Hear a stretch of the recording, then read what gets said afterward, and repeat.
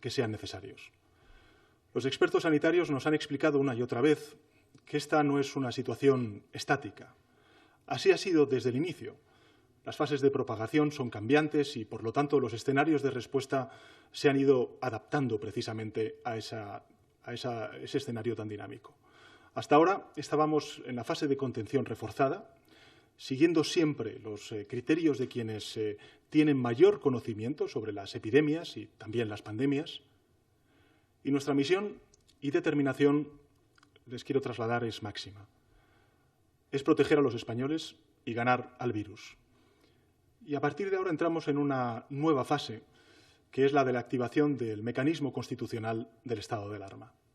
Estamos preparados, tenemos las ideas, las políticas claras y no nos va a temblar la mano para ganar al virus. Ponemos en el centro de nuestras prioridades la salud del conjunto de la población española, de las personas, pero al mismo tiempo debemos atender directamente a nuestras familias, a los trabajadores, a los autónomos, a las empresas. Las medidas que vamos a adoptar son drásticas y van a tener, desgraciadamente, consecuencias.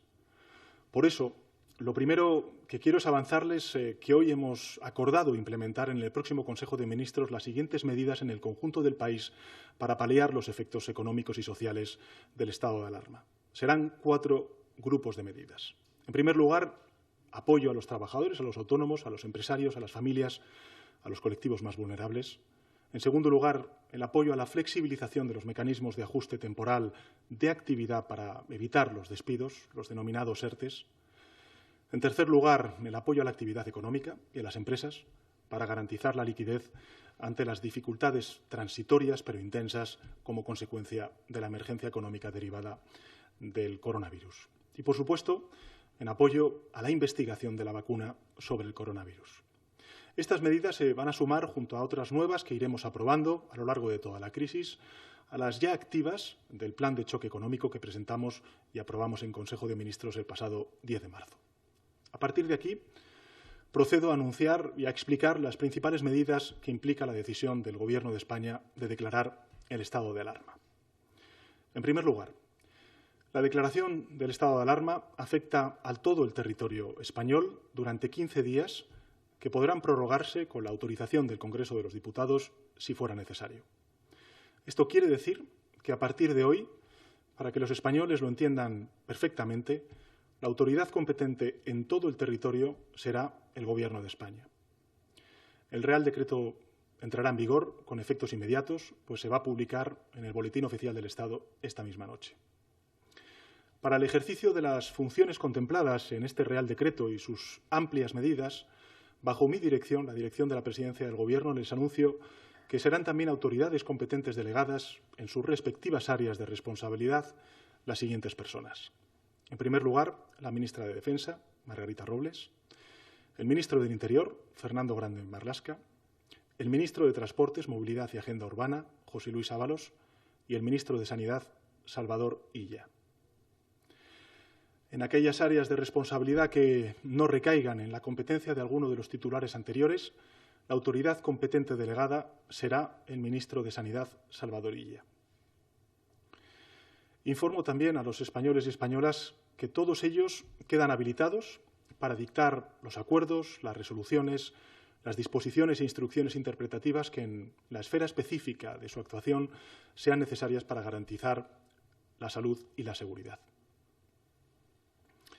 En segundo lugar, les anuncio que los integrantes de las fuerzas y cuerpos de seguridad del Estado, todos los cuerpos de policía de las comunidades autónomas y de las corporaciones locales, a efectos de este Real Decreto, quedarán bajo las órdenes directas del ministro del Interior. Los servicios de intervención y asistencia en emergencias de protección civil definidos en el Sistema Nacional de Protección Civil actuarán también bajo la dependencia funcional del ministro del Interior. Asimismo, en cualquier momento y cuando sea necesario para la eficaz tarea y el eficaz cumplimiento de las medidas, dispondremos de la actuación de las Fuerzas Armadas. El Ejército ya está preparado para ello. Cada administración conservará las competencias que le otorga la legislación vigente en la gestión ordinaria de sus servicios para adoptar las medidas que estime necesarias, pero siempre, y esto quiero subrayarlo, en el marco de las órdenes directas de la autoridad competente. En tercer lugar, les anuncio que durante la vigencia del estado de alarma, las personas únicamente podrán circular por las vías de uso público para la realización de las siguientes actividades. En primer lugar, la adquisición de alimentos, productos farmacéuticos y de primera necesidad. En segundo lugar, la asistencia a centros, servicios y establecimientos sanitarios. El desplazamiento al lugar de trabajo para efectuar su prestación laboral, profesional o empresarial. El retorno al lugar de residencia habitual. La asistencia y cuidado a mayores, menores, dependientes, personas con discapacidad o personas especialmente vulnerables. El desplazamiento a entidades financieras y de seguros, por causa de fuerza mayor o situación de necesidad, cualquier otra actividad de análoga naturaleza. Esta circulación habrá de realizarse individualmente, salvo en las personas con dificultad de movilidad, con discapacidad para poder moverse y podrán ir acompañadas. E igualmente se permitirá la circulación de vehículos particulares por las vías de uso público para la realización de esas actividades y, por supuesto, para el repostaje en gasolineras o estaciones de servicio. En todo caso, en cualquier desplazamiento deberán respetarse las recomendaciones y también las obligaciones dictadas por las autoridades sanitarias. El ministro del Interior podrá acordar el cierre a la circulación de carreteras o tramos de ellas por razones de salud pública, seguridad o fluidez del tráfico o la restricción en ellas del acceso de determinados vehículos por los mismos motivos. En cuarto lugar, en el ámbito educativo queda suspendida la actividad educativa y también la universitaria presencial en todos los centros y etapas, ciclos, grados, cursos y niveles de enseñanza. Durante el periodo de suspensión se mantendrán las actividades educativas a través de las modalidades a distancia o online, siempre que ello resulte posible. En quinto lugar, queda suspendida toda actividad comercial minorista, a excepción de los comercios de alimentos, bebidas, productos y bienes de primera necesidad, establecimientos farmacéuticos, médicos, ópticas, productos ortopédicos, higiénicos, prensa, combustibles, estancos, equipos tecnológicos y de telecomunicaciones, alimentos para animales de compañía, tintorerías, peluquerías, comercio por Internet, telefónico o por correspondencia.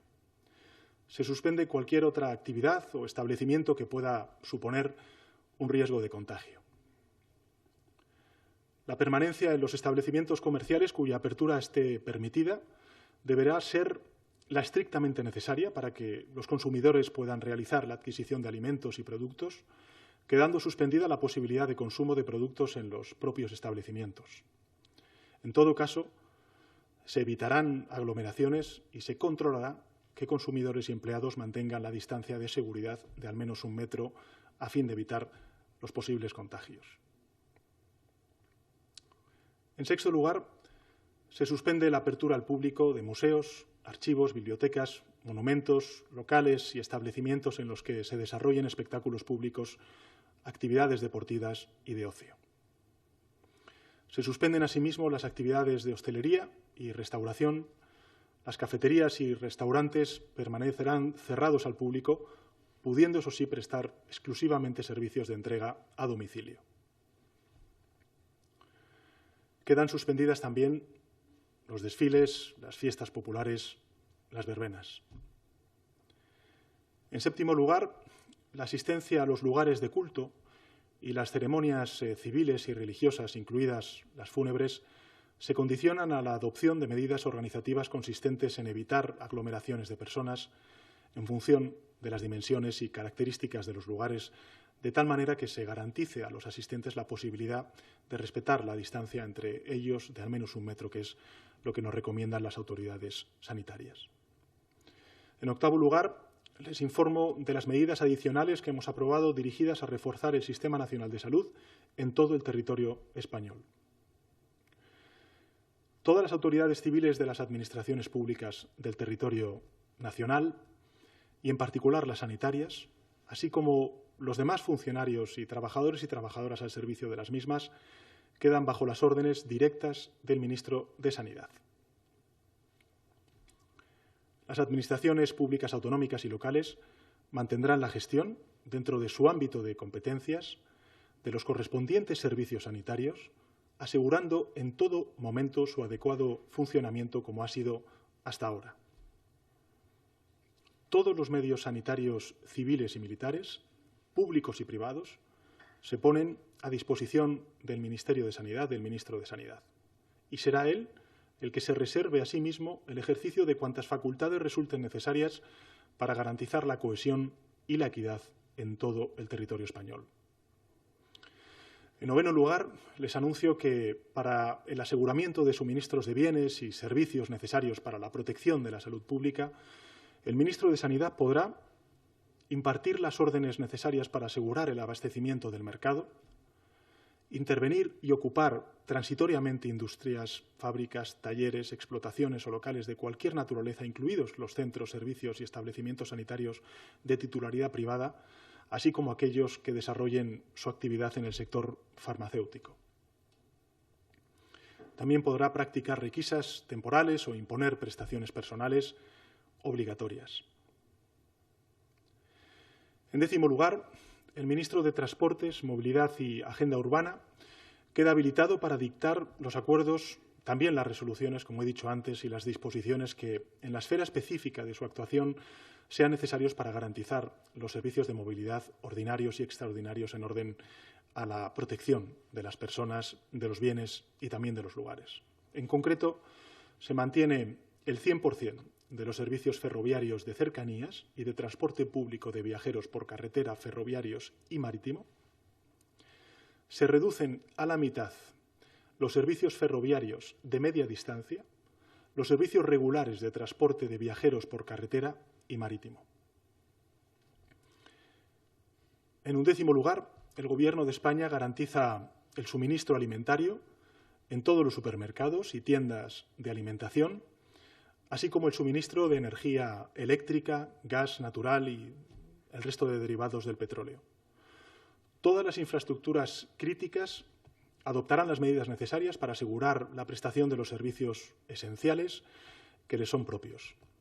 Y esa misma exigencia la aseguraremos también para aquellas empresas y proveedores que, no teniendo la consideración de críticos, son esenciales para garantizar el abastecimiento de la población y los propios servicios esenciales. Como saben, mañana me reuniré por videoconferencia con el conjunto de presidentes y presidentas autonómicos y lo haré para garantizar una coordinación del más alto nivel en la respuesta urgente y necesaria que tenemos que dar al coronavirus. Desde la unidad, la máxima coordinación y nuestro liderazgo pleno. Todos y cada uno de los presidentes deberán dejar a un lado sus diferencias, situarse detrás del Gobierno de España y centrarse en una única misión: entre todos y todas vencer al virus. No hay colores políticos, no hay ideologías, no hay territorios. Nuestros ciudadanos son lo primero. Aprendamos de los 40 años de nuestra Constitución. En ocasiones somos 17 autonomías, pero en otras, como tantas otras veces en la historia de España, debemos ser el gran país que somos. Vamos a dar una respuesta conjunta, a la altura del Estado autonómico que somos, con el Gobierno de España liderando al conjunto de las administraciones para dar una respuesta común. Como presidente del Gobierno de todos, les trasladaré al conjunto de presidentes y presidentas autonómicos con todo detalle las acciones que el Consejo de Ministros Extraordinario ha decretado y escucharé, sin duda alguna, sus sugerencias en torno a las medidas que iremos aplicando y adaptando en función de los posibles escenarios de esta emergencia sanitaria que sufrimos. Los principios que guiarán nuestra acción en esta crisis durante las próximas semanas con el conjunto de gobiernos autonómicos, provincias y también municipios serán tres: la coordinación, la cooperación y la colaboración. En definitiva, la unión. A partir de este principio de unidad de fuerzas y de objetivos, analizaremos lo que ocurre en cada territorio, tomaremos las medidas adecuadas en función de la fase de propagación y también redistribuiremos las fortalezas para no escatimar en esfuerzos en las comunidades que más lo necesiten. La solidaridad, el diálogo, la cohesión territorial estarán presentes en todo momento. Porque hay que levantar la cabeza. El virus no distingue de territorios, ni de ideologías, ni de colores políticos. Por eso insisto, coordinarnos, escucharnos, no es una opción, es una obligación. La unidad de acción de todas las administraciones públicas es una condición indispensable para salir victoriosos de esta emergencia sanitaria. Y desde el Gobierno de España, con el concurso del conjunto de autonomías y de municipios y provincias, y también de los distintos partidos políticos, usaremos todos los recursos a nuestro alcance ante una urgencia que nos concierne a todos, que es la de combatir la propagación del virus y frenar la curva de contagio. Demasiadas veces nos hemos confundido los seres humanos a la hora de identificar a nuestros enemigos. Pero esta vez es importante no equivocarnos, porque ahora estamos ante nuestro verdadero enemigo, que es la pandemia y el virus. Es un enemigo de todos, y todos debemos combatirlo unidos. Quiero ser muy ilustrativo para que los españoles conozcan cuál es nuestra tarea colectiva. El objetivo en esta batalla contra el virus es, primero, reducir su propagación, después detenerla y, por fin, eliminarlo. Tenemos por delante, como he dicho en otras comparecencias, semanas muy difíciles, de esfuerzos y también de sacrificios. Esos esfuerzos y sacrificios empezarán a dar fruto cuando consigamos el primer objetivo, que es doblegar la curva de propagación del virus. Cuando observemos que su difusión no asciende en flecha, sino que se hace más lenta, ese será el primer logro colectivo. La victoria sobre el virus comenzará cuando el número de altas médicas sea superior al de nuevos infectados. La victoria será mayor cuando caiga en picado la propagación a nuevos enfermos. Será en ese momento cuando nuestra economía se recuperará con fortaleza. Pero la victoria será total cuando, además de eliminarlo, contemos con una vacuna que evite futuras pandemias. Estos días aparecen mensajes inspirados por la confusión, por la rabia y por la angustia. Y es comprensible, porque no hay nada más que dañe el ánimo de una persona que la amenaza de lo desconocido. Es una reacción humana, pero debemos actuar con unidad, con responsabilidad y con disciplina social. Como presidente del Gobierno os pido vuestra colaboración, sé que la tengo, a la vez que frenamos la curva de contagio, cortemos también la cadena de transmisión del pánico. Paremos los bulos, las especulaciones, las fake news, con información contrastada. Actuemos con responsabilidad, con disciplina social y con sentido de comunidad. Sé que somos capaces de hacerlo unidos. Sabemos que en cada casa de España ahora mismo se necesita un mañana, una certeza de que mañana esto habrá pasado. Y así es, mañana esto habrá pasado. Porque hoy estamos actuando coordinados, unidos y con la máxima solidaridad y eficacia. Al menos hasta que la emergencia del virus pase, porque va a pasar.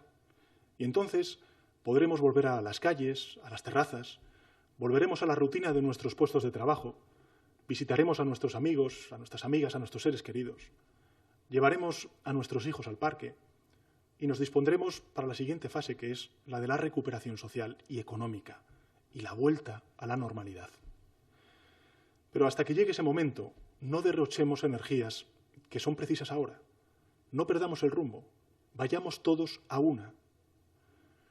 Sin duda, no se me escapa, son tiempos de extraordinaria dificultad. Pero más extraordinario aún es nuestro país. Como ya he compartido, cada uno de nosotros tiene una misión. La tienen, y del máximo nivel, los profesionales de la salud que nos protegen a todos. La tienen las administraciones, que deben proveerles de recursos y coordinarse. La tienen nuestros mayores, que deben extremar su protección.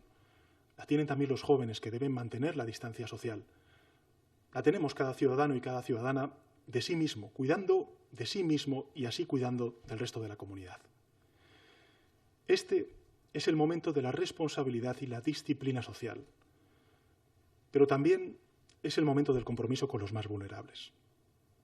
Hoy debemos recordar que la crisis económica de 2008 nos salvaron de ella nuestros mayores, abuelas y abuelos que fueron la tabla de salvación para muchos y muchas familias y, por lo tanto, para la sociedad en su conjunto. De sus pensiones salió el dinero para llenar nuestras despensas, para atender los recibos o para pagar la manutención de los jóvenes universitarios. Su techo fue, en muchas ocasiones, el techo que cobijó a toda la familia. Nuestros mayores nos dieron algo más que ayuda, nos dieron un gran ejemplo. En esta crisis son ellos los que más necesitan nuestra ayuda. Y también esta crisis nos da la oportunidad de demostrar que aprendimos de su ejemplo, que somos capaces de estar a la altura de nuestros mayores y de reaccionar. Demostremos que esa solidaridad entre generaciones es un hecho. Protejamos a los mayores, protegiéndonos a nosotros mismos. Y cuando por fin todo pase, que pasará, avanzaremos. España ha demostrado y está demostrando en estas horas tan críticas que tiene capacidad de recuperarse frente a la adversidad. Y lo vamos a hacer unidos, tomando las medidas que sean necesarias donde sean necesarias y cuando sean necesarias. Y que nadie dude de que lo vamos a conseguir. España tiene la capacidad de levantarse cuantas veces haga falta, porque si de algo estamos convencidos, es de la extraordinaria fortaleza de nuestro país. Empezando por nuestro sistema de salud público, que es nuestro mayor escudo contra la enfermedad, y siguiendo por nuestros trabajadores, por nuestros empresarios. Permitidme concluir haciendo un reconocimiento público a quienes están colaborando en esta batalla contra la enfermedad. A los profesionales de la salud que sois ejemplo de heroicidad con vuestra entrega y con vuestro trabajo. Gracias. A las autoridades locales, autonómicas, europeas, internacionales que ponéis por delante el interés común y la unidad de acción, también gracias. A las fuerzas y cuerpos de seguridad del Estado que veláis por el orden público, gracias. A nuestras Fuerzas Armadas que se unen a esta tarea ya en alerta, gracias. A los investigadores que trabajáis a contrarreloj para encontrar la cura del COVID-19, gracias. Al mundo de la cultura que con altruismo está haciendo llegar hasta las casas libros, conciertos, películas de forma gratuita para ofrecer una ocupación a la ciudadanía en este tiempo, gracias.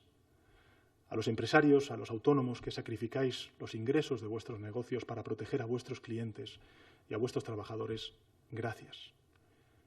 A los informadores y a los medios de comunicación por facilitar información veraz y difundir a la ciudadanía las recomendaciones médicas que evitan el contagio del virus, gracias. Y a quienes acuden a donar sangre antes de recluirse, como estamos viendo, gracias. A las madres, a los padres que tranquilizáis a vuestros hijos y les explicáis con ternura que lo mejor es quedarse en casa, gracias. A quienes cuidáis de las personas más vulnerables para que estén protegidas y no les falte de nada, gracias. Esta es una batalla que vamos a ganar. Sobre eso no hay discusión. La vamos a ganar. Lo importante es que el precio que paguemos por esa victoria sea el mínimo. Cuantas más vidas nos ahorremos, cuantos más enfermos y más días de la enfermedad nos evitemos, cuanto menos tiempo de vida, de estudio, de trabajo, de ocio sacrifiquemos, más rotunda será esa victoria. Que no quepa duda alguna. Unidos saldremos adelante. Unidos venceremos al virus. Muchas gracias.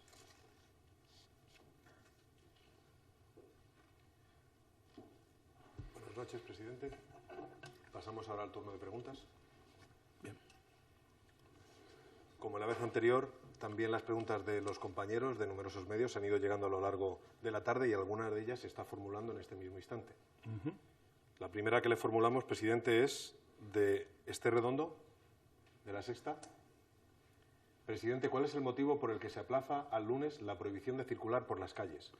Vamos a ver, la prohibición de circular por las calles que viene regulado en el artículo 7 del Real Decreto es de obligado cumplimiento a partir de este día, de hoy. Lo que sí que habrá será una serie de requisitos para poder circular por las calles, vinculados siempre a, como dice el artículo 7, la adquisición de alimentos, productos farmacéuticos de primera necesidad, la asistencia a centros sanitarios. En definitiva, los ciudadanos podrán circular por las calles para ir al trabajo, para comprar el pan, para ir a la farmacia, para sacar dinero del cajero, pero no podrán, por ejemplo, circular por las calles para ir a cenar a casa de un amigo, para irse a tomar un café o para hacer cualquier consideración que podamos definir como ocio. La siguiente pregunta la formula Iñaki Aguado, de Mediaset, en este caso de Telecinco. Pregunta por la cancelación de las elecciones gallegas. Creo que tenemos un vídeo. Escuchamos. Mecanismo que habilita al Gobierno para hacerlo. Y por otro lado, me gustaría saber si ha habido alguna discrepancia en el seno del Gobierno que ha hecho que se extienda este Consejo de Ministros extraordinario durante casi 7 horas. Muchas gracias.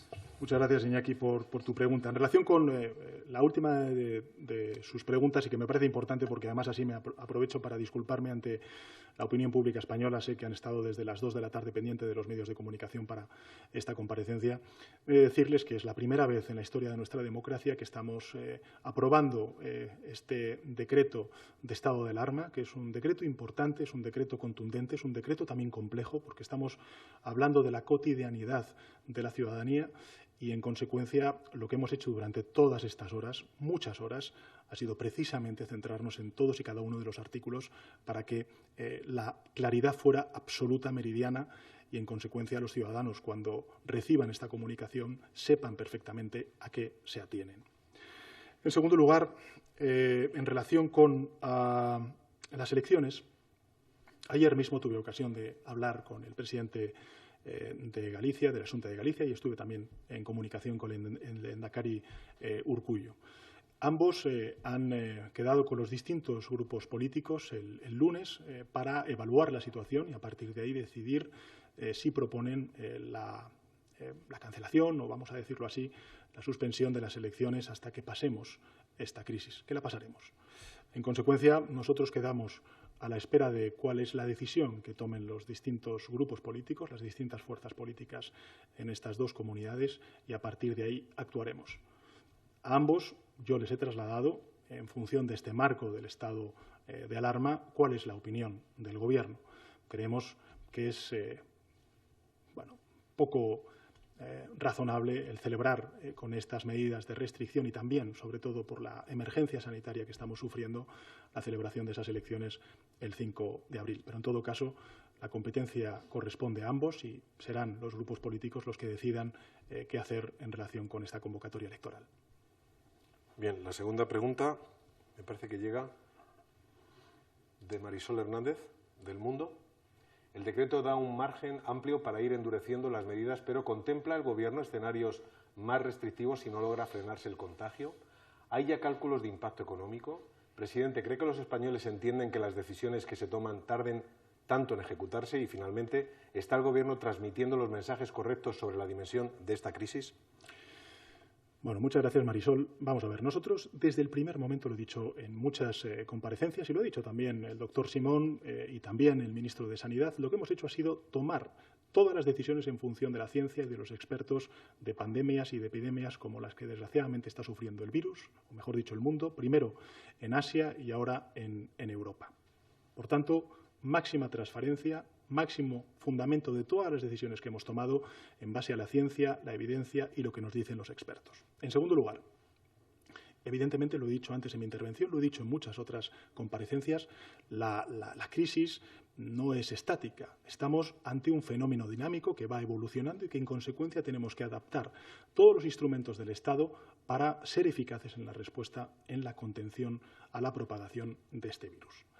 Por tanto, con esta filosofía, nosotros creo que hemos dotado al Estado de unos instrumentos, de los instrumentos necesarios para poder responder ante un desafío que, insisto, no atiende ni a ideologías, ni tampoco a partidos políticos, y mucho menos a territorios.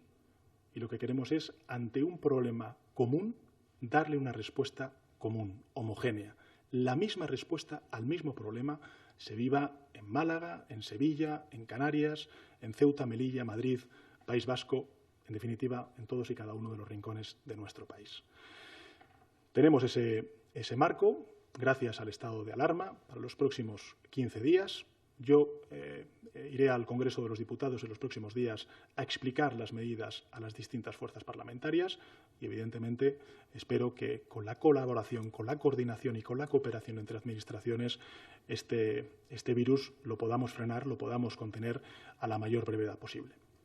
Sobre los cálculos del impacto económico es evidente que van a ser de envergadura. Hay distintos escenarios que se están planteando por los organismos internacionales, también por las instituciones europeas, también por organismos nacionales de previsión económica.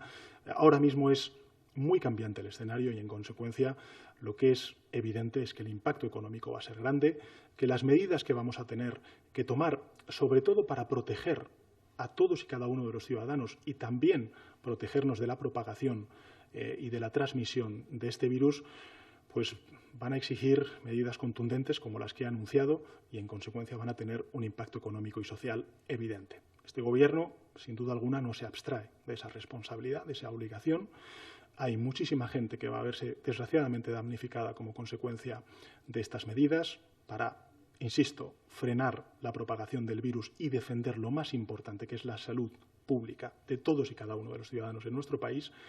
Y, lógicamente, también daremos respuesta en el próximo Consejo de Ministros, como hicimos ya el pasado 10 de marzo, a muchas de estas realidades que van a surgir como consecuencia de la declaración de estado de alarma. Lo que sí que quiero decirle a los trabajadores, a las trabajadoras, a los autónomos, a los pequeños y medianos empresarios, a la economía social, a los empresarios en general, es que el Gobierno de España va a hacer todo lo que esté en su mano para amortiguar los efectos sociales y económicos de esta crisis, de esta emergencia de salud pública. En relación con las otras dos preguntas, creo que he respondido antes. Nosotros estamos transmitiendo los mensajes en absoluta coordinación y fundamento con lo que nos dicen los expertos científicos y también, lógicamente, con la cooperación y la colaboración de la información que compartimos a nivel europeo y también a nivel global. Quiero recordar que ha sido la Organización Mundial de la Salud la que hace escasos días ha calificado esta pandemia como pandemia global y, en consecuencia, esto no obedece a fronteras. Necesitamos no solamente dar una respuesta a nivel estatal, sino que tenemos también que dar una respuesta a nivel global y, en particular, en nuestro caso, a nivel europeo, y en eso estamos también cooperando y colaborando con el resto de gobiernos europeos. Presidente, pregunta la cadena SER. Inma Carretero le formula: me gustaría saber si el vicepresidente Pablo Iglesias ha pedido estar en el puente de mando de la gestión del estado de alarma y si esta crisis está poniendo a prueba la fortaleza de la coalición de gobierno. Vamos a ver. Hemos tenido muchas horas de debate, un debate que, por ley, lógicamente, tenemos que guardar la debida discreción, la debida confidencialidad, pero lo que sí que le puedo garantizar es que todos y cada uno de los miembros del Gobierno hemos estado aportando en un debate enriquecedor precisamente para hacer el mejor Real Decreto que defina cuáles son los instrumentos que necesita el Estado para defender y proteger la salud pública de los ciudadanos. Y, en ese sentido, lo que sí que le puedo garantizar es que tanto el vicepresidente del Gobierno como el resto de ministros y ministras hemos tenido un debate sosegado, un debate intenso, un debate muy detallado de cuál es la causística, de cuáles son los instrumentos que necesitamos, siempre bajo la consideración de las autoridades científicas, para atajar cuanto antes esta pandemia. La siguiente pregunta es de Víctor Ruiz Almirón, de ABC. ¿Ha planteado durante la deliberación de hoy algún miembro de su Gobierno un control más fuerte hasta llegar a la nacionalización de los sectores eléctrico y sanitario? ¿Lo contempla el Ejecutivo, si fuera necesario? Bueno, vamos a ver. Nosotros en el Real Decreto lo que hacemos es poner al servicio de este estado de alarma todos los instrumentos, civiles y militares, públicos y privados. Y esto lo vamos a hacer durante los próximos 15 días y si contamos con la confianza de la Cámara mayoritaria, pues lógicamente hasta que logremos atajar y vencer, como he dicho antes, a esta pandemia. La siguiente pregunta llega desde TV3. Albert Calatrava. Ayer el presidente Quim Torra pidió al Gobierno poder confinar Cataluña. ¿Cuál es la respuesta del Ejecutivo, presidente? Bueno, gracias, Albert, por esta pregunta. Lo he dicho antes en mi intervención y lo quiero volver a subrayar porque me parece importante. ¿Qué es lo que dice la evidencia científica y qué es lo que dice la experiencia que ha venido acumulada de Asia como consecuencia de la lucha contra esta pandemia, en primer lugar en Asia y en Europa? Lo que dice la evidencia científica y lo que nos dicen los expertos es que solamente podremos vencer al virus, en primer lugar, contenerlo, su propagación y posteriormente su erradicación, si propiciamos medidas de aislamiento, de alejamiento, En consecuencia, por eso he dicho antes, por citar un ejemplo, que cuando vayamos a comprar, por ejemplo, a una farmacia o cuando vayamos a comprar, qué sé yo, a un supermercado o mercado municipal, pues garanticemos la debida distancia con otros conciudadanos que vayan a comprar o con el tendero que nos venda los productos, la debida distancia de 1 metro. ¿Por qué digo esto? Porque el virus no atiende a diferencias territoriales, a fronteras. Y por eso el corazón del Real Decreto y el corazón de la que justifica el estado de alarma es el proteger a la ciudadanía, restringiendo algunos derechos que son importantes restringir si queremos frenar al coronavirus. Por ejemplo, da igual que uno viva en Barcelona, que viva en Girona, en el Valle de Arán, por citar casos de Cataluña, o que viva en Ourense o en Lugo, o en Madrid. Todos y cada uno de ellos solamente van a poder salir de su domicilio para trabajar, para ir a comprar el pan, los alimentos que necesiten, para ir a comprar medicinas, para sacar algo de dinero de los cajeros, o a lo mejor para poder sacar al perro si tienen algún animal doméstico. En definitiva, esas son las actividades cotidianas que vamos a poder hacer y que van a justificar el que se pueda hacer uso de ese espacio público, que es la vía pública. Y, por tanto, nosotros no trasladamos en nuestro Real Decreto ninguna restricción territorial. Lo que hacemos es decir que si uno vive en Málaga, o vive en Madrid, o vive en Barcelona, o vive en Sevilla, o en Ceuta, o en Gran Canaria, lo único que va a poder hacer es eso. Esto, en algunas ocasiones, a lo largo de estas últimas horas, pues ha habido algunas noticias en los medios de comunicación que han dicho que hay personas de otras comunidades autónomas que han ido a pasar estos días pues a un lugar de costa o a un lugar de montaña. Bien, da igual. Esas personas, a partir de hoy, todo lo que podrán hacer será lo mismo que un residente. Podrá ir a comprar el pan, podrá ir a comprar el medicamento, pero no podrá ir a la playa, no podrá ir a una terraza, no podrá ir a una estación de esquí. Y, en consecuencia, esto explica el por qué nosotros no es que vayamos a restringir la movilidad en una comunidad autónoma o en otra, sino lo que estamos haciendo es restringir la movilidad de los ciudadanos, que son los potenciales transmisores del virus. Y haciendo este ejercicio de responsabilidad y de disciplina social a la cual antes hacía referencia, quedándonos en casa, leyendo, viendo la televisión, estando con nuestra familia, haciendo el quehacer diario limitado durante los próximos días, si somos disciplinados en ello, estoy convencido de que frenaremos la contaminación y la expansión del COVID-19. Presidente, vemos en un vídeo la pregunta que formula Beatriz de Nayas, de 4. Beatriz de Nayas, de 4 al día, fin de semana. Presidente, queríamos saber qué responde a la oposición que le está criticando por haber esperado hasta este momento para aplicar el estado de alarma y determinar las medidas concretas. Y otra pregunta sobre el Consejo de Ministros de hoy. ¿Por qué está siendo presencial y si han tomado algún tipo de precaución, ya que ahí estarían personas como Pablo Iglesias, que estaba en cuarentena? Gracias. Bueno, vamos a ver. En relación con el último de los asuntos, nosotros hemos seguido la celebración de los consejos de ministros con las máximas recomendaciones de la autoridad sanitaria. Con las máximas recomendaciones. Hay que recordar que el vicepresidente segundo no ha dado positivo en el test del coronavirus. Desgraciadamente sí lo ha dado la ministra de Igualdad, como también la ministra de Política Territorial, pero él no. Y, en consecuencia, siguiendo las recomendaciones de la autoridad sanitaria, pues lógicamente ha podido acudir al Consejo de Ministros y celebrarlo como el resto de ministros y ministras y en mi caso también el resto de vicepresidentes y yo mismo, como suele ser habitual. Y en relación con la pregunta que usted me hace en relación con la oposición, yo en esto quiero ser transparente, diáfano. Creo que lo he sido desde el primer minuto, pero aprovecho su pregunta para subrayarlo. Este virus no atiende a colores políticos, a ideologías ni a territorios. Este es un desafío que tenemos todos.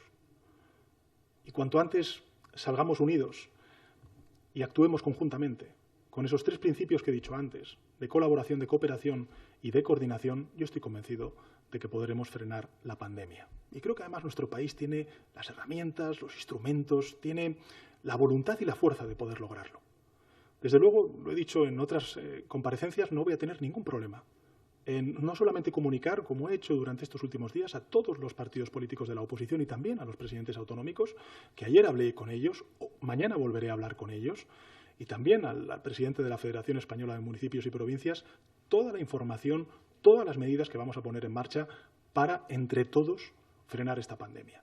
Y, sin duda alguna, yo animo al conjunto de fuerzas políticas a trasladar al Gobierno todas sus inquietudes, desde luego también toda la información que sean capaces de suministrarnos y todas las ideas, todas las iniciativas que ellos consideren pueden ser positivas para frenar al coronavirus. Desde luego, al igual que yo también pido a las formaciones políticas ese ejercicio de responsabilidad que tenemos con nuestro país, ese ejercicio de comunidad que tenemos que hacer como nación. Sin duda alguna también me lo aplico a mí mismo y al conjunto de los miembros del Gobierno para ser empáticos y hablar con todos los colectivos, ya sean los partidos políticos, ya sean las instituciones públicas y, sin duda alguna, también los agentes sociales. Hace escasos días tuve también la oportunidad de hacer una videoconferencia. El Gobierno con los agentes sociales, con los sindicatos, con los empresarios, nos han trasladado medidas, además que han coordinado y han acordado ellos mismos, los empresarios y los sindicatos, y desde luego, como he dicho antes, el pasado 10 de marzo ya pusimos en marcha algunas medidas importantes, por ejemplo, el aplazamiento del pago de deudas tributarias que puedan tener pequeñas y medianas empresas y que va a implicar pues la inyección en la economía de 14.000 millones de euros, que no es poca cosa, pero sin duda alguna tenemos que seguir haciendo más para defender el trabajo y para defender a aquellos que más, desgraciadamente, van a sufrir los efectos sociales y económicos de las decisiones drásticas que tenemos que tomar para frenar esta pandemia. Siguiente pregunta, presidente, de Beatriz Hernández, de Europa Press. ¿Cómo de probable es que el estado de alarma deba prorrogarse más allá de los 15 días? Nosotros, insisto, hemos puesto en marcha todos los instrumentos necesarios en base a la evidencia científica, a lo que nos dicen los expertos, que es fundamentalmente medidas de aislamiento de los ciudadanos y medidas de restricción de la movilidad a los casos más indispensables de los ciudadanos, y esperamos que, lógicamente, durante las próximas semanas podamos frenarlo. A partir de ahí, creo que lo importante será seguir esa senda de asesoramiento de la comunidad científica, de quienes saben realmente cómo atajar esta pandemia, y a partir de ahí esperemos que antes que después podamos decretar el fin del estado de alarma y podamos volver todos, no solamente los ciudadanos, sino también las instituciones, a una cotidianidad que tardaremos todavía, desgraciadamente, tiempo en ver. Una pregunta de la corresponsal internacional de Le Monde, Sandrine Molén. ¿Ha habido, presidente, algún tipo de discrepancias que expliquen el retraso del Consejo? Insiste en esta circunstancia. ¿Se puede decir que las medidas aprobadas significan, de hecho, el confinamiento de toda España y, en consecuencia, quitan sentido a hacer confinamiento a escala de comunidades autónomas? ¿Hay cálculos de cuándo podremos llegar al pico de contaminación? Bueno, vamos a ver. En relación con las dos cuestiones que plantea la periodista del diario francés El Le Monde, insisto, esta no es una batalla que estamos, teniendo contra un virus que está en un determinado territorio. Esta es una pandemia global, que ha dicho la Organización Mundial de la Salud, que comenzó en Asia, que ahora está en Europa y que tenemos que frenar. Por tanto, no estamos hablando de fronteras, ni de territorios, ni de acciones específicas en un territorio y no en otro. Precisamente, el planteamiento de la aprobación de este estado de alarma, que es el artículo 116 de nuestra Constitución, es para dotar de medidas y de mecanismos de coordinación a nivel de Administración General del Estado para poder dar una respuesta homogénea en todo el territorio. A igual problema, igual solución. Y esto es algo que explica el por qué nosotros estamos situando, porque es lo que nos está diciendo la evidencia científica y los expertos, estamos situando en la persona, en el ciudadano y ciudadana, el centro de todas las decisiones que tenemos que tomar primero como ciudadano y, en segundo lugar, también como administración pública. Por tanto, no estamos hablando de comunidades autónomas, no estamos hablando de España, estamos hablando de los individuos y de cómo España se dota, a través del estado de alarma, de los suficientes instrumentos y herramientas para trasladar esa necesidad de restringir nuestra movilidad, de ampliar el espacio de contacto y de relación con el resto de nuestros compatriotas para no ser portadores nosotros mismos y, en consecuencia, transmisores del coronavirus. ¿Hay cálculos de cuándo podemos llegar al pico de la contaminación? Insisto, con todas estas medidas que durante estas semanas hemos ido practicando y también con las medidas que vamos a poner en marcha a través de los instrumentos que nos dota el estado de alarma, creo que tenemos ya los suficientes instrumentos y las palancas también para dar una respuesta contundente a esta situación. Presidente, vamos a finalizar. A la Secretaría de Estado de Comunicación llegan decenas de preguntas de periodistas y, le quisiera decir, miles de preguntas de ciudadanos, de responsables políticos, incluso de presidentes autonómicos. No tengo problema en estar más tiempo. Sobre dos cuestiones concretas. Personas en el extranjero, españoles en el extranjero, hablan sobre la posibilidad de volver, tienen inquietud sobre esta circunstancia. Y también responsables políticos de territorios insulares, de las islas, Baleares y también Canarias, se preguntan el tráfico aéreo, en qué circunstancia queda con el decreto de estado de alarma. Vamos a ver.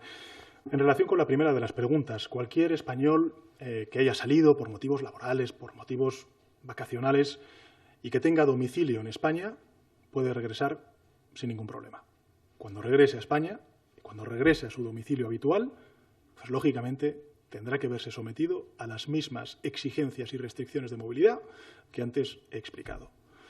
Aquella persona o familia que durante estos últimos días ha decidido pasar unos días en su segunda residencia, podrá volver a su primera residencia, pero tanto en la segunda como en la primera residencia tendrán que verse obligados a las mismas restricciones de movilidad, de uso del espacio público.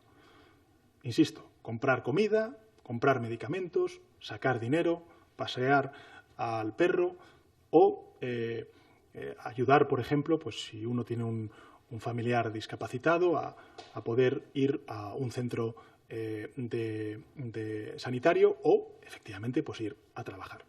Esto puede ocurrir también en las áreas metropolitanas, que a lo mejor pues tienen un influjo sobre otros territorios, sobre Castilla y León en el caso de Madrid, o sobre Castilla-La Mancha en el caso de Madrid, o el caso de Aragón con Cataluña. Lógicamente, si se justifica el que pues uno uno vive en Segovia y trabaja en Madrid, pues lógicamente podrá utilizar el transporte público o podrá desplazarse en transporte privado a su centro de trabajo. Lo que no podrá es, viva fuera de esa provincia o dentro de esa provincia, desgraciadamente, pues compartir un rato de ocio en la casa de un amigo o de amiga. Eso no se va a poder hacer. Insisto, lo que sí que se va a poder hacer es ir a trabajar o ir a comprar el pan, el medicamento o pasear a tu mascota. Esto es lo que tendremos que hacer, desgraciadamente, durante los próximos 15 días. ¿Qué pasa con las islas? ¿O qué pasa también con Ceuta y Melilla? Bueno, pues lo que hemos hecho ha sido restringir a partir del lunes, no va a ser el lunes, van a ser algunos días más, 2 o 3 días más, a partir del lunes, porque va a llevar su tiempo, el que las compañías aéreas pues restrinjan en un 50% su tráfico aéreo. Eso no significa que, por ejemplo, pues un ciudadano que viva, por ejemplo, en Gran Canaria y que tenga un familiar que ha enfermado en Tenerife, no puede ir a visitarle. Claro que puede ir a visitar y cuidar del enfermo que viva en Tenerife, pero no podrá ir a ver a un amigo a Tenerife ni a disfrutar de una fiesta en Tenerife, porque no se producirá esa fiesta, desgraciadamente, mientras dure el estado de alarma. En Ceuta y Melilla ocurre otro tanto de lo mismo. Insisto, no estamos actuando sobre los territorios, estamos actuando sobre los individuos, sobre las personas, sobre los ciudadanos. Vivan donde vivan, van a tener que verse sometidos a la misma restricción de movilidad y, en consecuencia, también de responsabilidad social. Última pregunta que ya sí le formulamos, llega de Cristina de la O, del Independiente, y toca un punto clave que todos nos estamos preguntando en este momento. ¿De qué manera se va a controlar que los ciudadanos no se salten las medidas de restricción? Bueno, pues lógicamente ahí estarán las fuerzas y cuerpos de seguridad del Estado, también la policía local, las policías autonómicas, en última instancia también las fuerzas armadas para, evidentemente, garantizar el cumplimiento de las medidas que contempla el estado de alarma. Yo me gustaría, y además porque soy consciente de que la mayoría de la ciudadanía española lo que quiere es pasar cuanto antes este virus, lo que quiere es convertirse ellos mismos también en un actor principal y protagonista en la defensa de la salud pública y, sin duda alguna, también en la contención de esta pandemia. Estoy convencido de que la mayoría de ellos lo que va a querer es cumplir con estas restricciones que nos hemos autoimpuesto precisamente para eso, para acabar cuanto antes con esta pandemia y poder recuperar la cotidianidad. Gracias, presidente. Gracias a los participantes. Gracias.